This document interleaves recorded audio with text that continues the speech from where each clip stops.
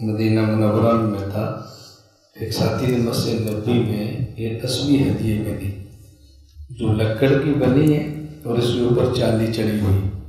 یہ کوئی قابل زیارت چیز نہیں.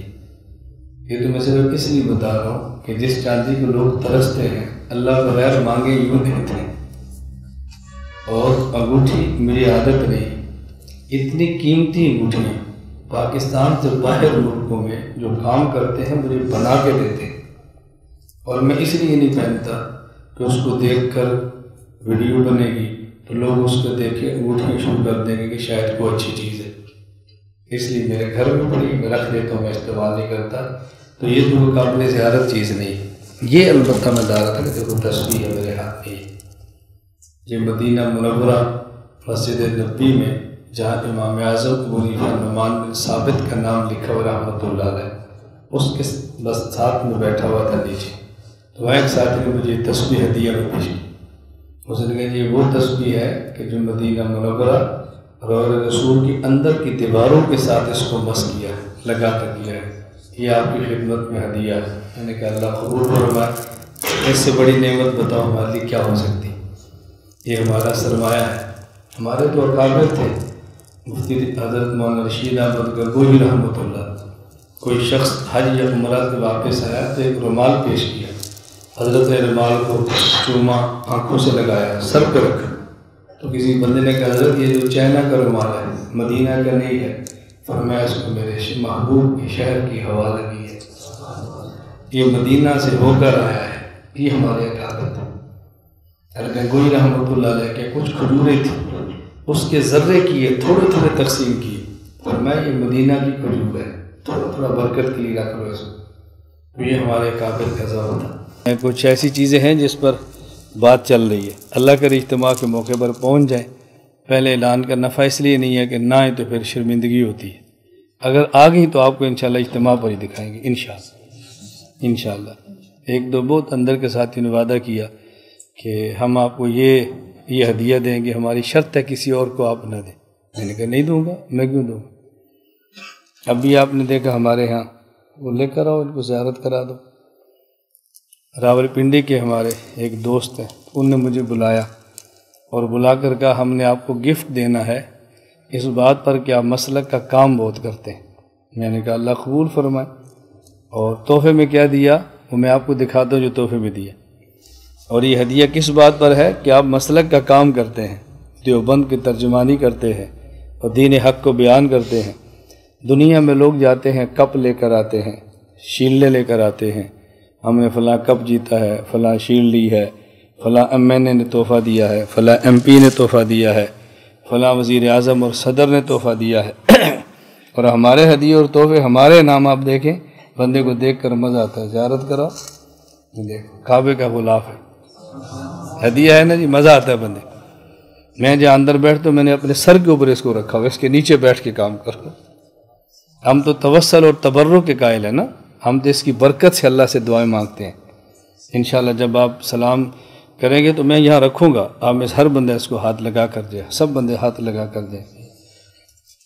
ہمارے یہی تحفے ہیں، اس سے بڑے تحفے ہمارے پاس کیا ہو سکتے ہیں. سونے تو بچہ ہے، سونے دیا کو. میں کہ تو سونے تو تم سب دیکھتے ہو، دیکھا نہ کرو، اس سے بندے کو اپنی شرمندگی محسوس ہوتی ہے، اور یہ ہوتا ہے ایسے. اللہ ہم سب کو قبول فرمائے. بس میں صرف کہہ رہا تھا کہ مجھے تو اسے کتنی محبت ہے میں آپ کو بتا نہیں سکتا، آپ یقین فرمائیں. اتنا مزہ ہے جب مجھے، اور ایسی جگہ پر سامنے رسول اللہ صلی اللہ علیہ وسلم کا مبارک روضہ ہے، اوپر امام صاحب کا نام ہے، میں نیچے بیٹھتا ہوں، وہاں نیچے بیٹھا ہوا تھا. تو میں اس بندے کو نہیں جانتا یہ کون ہے. کراچی کے مولانا صاحب ہیں، ان کے تعلق والے ہیں. انہوں نے میرا تعارف کرایا، وہ ملنے کے لیے آئے تو کہا جی آپ کو مدینے کا یہ تحفہ دیتے ہیں جس نے اندر سے روضے کی دیواروں کو مس کیا ہے. میں نے کہا اللہ آپ کو جزائے خیر عطا فرمائے. یہ ہے یرزق من حیث لا یحتسب. کہاں سے نعمتیں ملتی ہیں بتاؤ، کہاں سے نعمتیں ملتی ہیں جو ہم نے کبھی یعنی خیال میں بھی نہیں تھا کہ یہ نعمت ملے گی، کبھی خواب و خیال میں بھی نہیں تھا. انگلینڈ کے ہمارے ایک دوست ہیں، اور دوستی بھی ایسی کہ مکہ میں لگی. یہ 1994 کی بات ہے. مدینہ منورہ میں تھے تو مجھے اپنے کمرے میں لے گئے جہاں ٹھہرے تھے، اور کہنے لگے میں آپ کو ایک چیز دکھاتا ہوں اس شرط پر کہ آپ نے مانگنا نہیں ہے. میں نے کہا ٹھیک ہے. میں گیا تو انہوں نے مجھے کعبہ کا غلاف دکھایا، تو میں تو پابند تھا، نہیں مانگ سکتا تھا۔ انہوں نے کہا اس کی وجہ یہ ہے کہ میں نے پیچھے اطلاع کیا گھر والوں کو، تو سب کی تقسیم ہو گئے، اس لیے میں نے آپ سے پہلے وعدہ لیا۔ میں نے کہا ٹھیک۔ دوسرے دن میں صبح ان کے ہوٹل میں گیا، تو میں نے نیچے سے بیل دی، انہوں نے اٹھایا فون۔ میں نے کہا میں آپ کے پاس آنا چاہتا ہوں، میری ایک ضرورت ہے، اگر آپ مجھے پوری کر سکتے ہیں تو میں آؤں۔ تو انہوں نے سمجھا غریب صاحب مولوی ہے، شاید کچھ اس کو تھوڑے بہت ریال چاہیے ہوں گے۔ تو میں نے بڑی لجاجت سے کہا کہ مجھے کچھ ضرورت پیش آ گئی، اگر آپ پوری کر سکتے ہیں تو میں آؤں۔ بالکل آپ آئیں، شرمانے کیا بات ہے، آئیں۔ میں اوپر چلا گیا، چائے پلائی۔ آپ بتائیں؟ میں نے کہا مجھے تھوڑا سا غلاف دے دو۔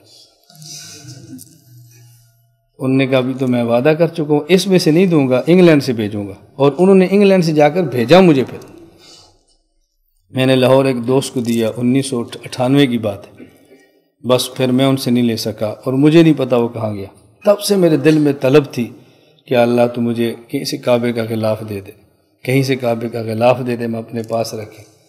تو انہوں نے فون کر کے مجھے کہا کہ مولانا صاحب آپ 27 رمضان ہمارے پاس آئے تھے، اور میں نے آپ کے لیے کعبے کا غلاف رکھا، آپ کو دینا ہے۔ میں نے کہا اس کے لیے 27 کی انتظار نہ کرو، میں آج ہی آتا ہوں۔ میں نے اسی دن گاڑی دوڑائی اور چلا گیا۔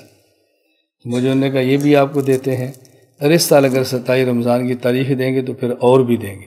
میں نے کہا میں پھر آتا ہوں۔ دیکھو نا اللہ کی کیسی نعمتیں، اس سے بڑی دنیا میں کوئی نعمتیں ہو سکتی ہیں؟ اللہ پاک اپنے گھر کی نعمتیں عطا فرمائے۔ آپ دعا فرمائیں، انشاءاللہ اگر 24 کا ہمارا رابطہ رہا ان سے تو کچھ مزید نعمتیں اللہ کرے آ جائے۔ آس تو میں انہیں بہت دلائی ہے کہ آپ کو فلاں چیز دیں گے، فلاں دیں گے، آپ کے مریدوں کو فلاں چیزوں کی زیارت کرائیں گے۔ اگر ہو گیا تو بس پھر آ بھی جائے گا، جب نہ ہو تو پھر اعلانات کا فائدہ نہیں ہوتا۔ اللہ ہم سب کو قبول فرما لے۔ لا الہ الا اللہ، لا الہ الا اللہ، لا الہ الا اللہ، ما لنا رب سوا۔ لا الہ الا اللہ، لا الہ